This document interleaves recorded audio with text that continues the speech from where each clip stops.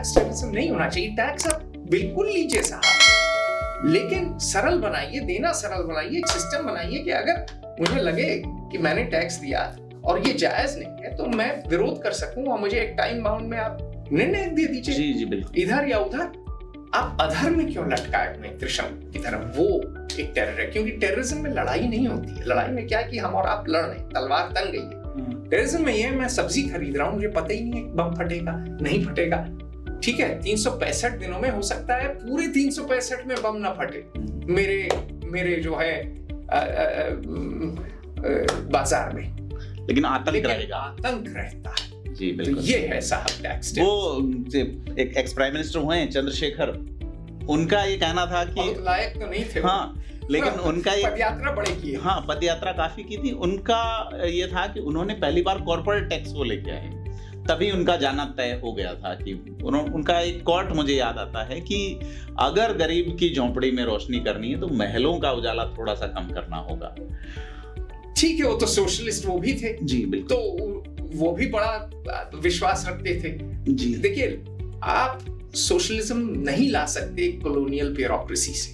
जी क्यों? क्योंकि जर्मनी में सोशलिज्म आ सकता है, स्वीडन में आ सकता है, डेनमार्क में आ सकता है। क्यों? क्योंकि वह समाज संगठित है, एक जैसे लोग हैं, ब्यूरोक्रेसी में रिश्वत का एक ट्रेडिशन नहीं है। आपका तो कॉलोनियल स्टेट है, एक्सट्रैक्टिव है, रेंट सीकिंग है। रेंट सीकिंग मतलब जो गद्दी पे बैठ गया उसको उस गद्दी का किराया चाहिए, जी ठीक।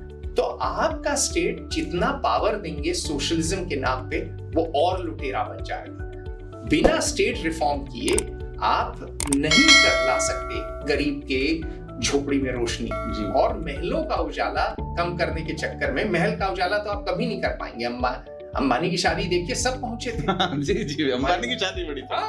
सब पहुंचे थे, कैसे नहीं पहुंचेंगे आप? हैं आपको चुनाव में पैसा नहीं मिलेगा, मोदी मामा भी पहुंचे। हमारे एक मित्र बोले सर उसको, मेरी बात सर तो मैं कह रहा हूं कि आप ऐसी बातें न करके आप जो है सीधी बात ये करिए कि आप ठीक है टैक्स लीजिए, लेकिन एक सिस्टम में लीजिए। और सबसे बड़ी चीज की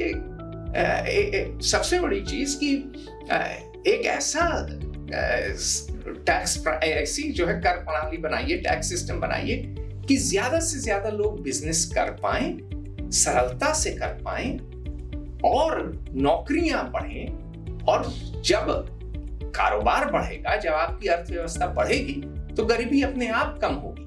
गरीबी कम नहीं होगी सरकार की ओर देखने के लिए, क्योंकि सरकार पैसा कहां से लाती है? जनता से लाती है। जी। आपने क्या बात कही थी पुरानी जो हमारे, कि आप जो है धूप की तरह हैं, आप लेंगे समुद्र से लेंगे और फिर बरसाएंगे।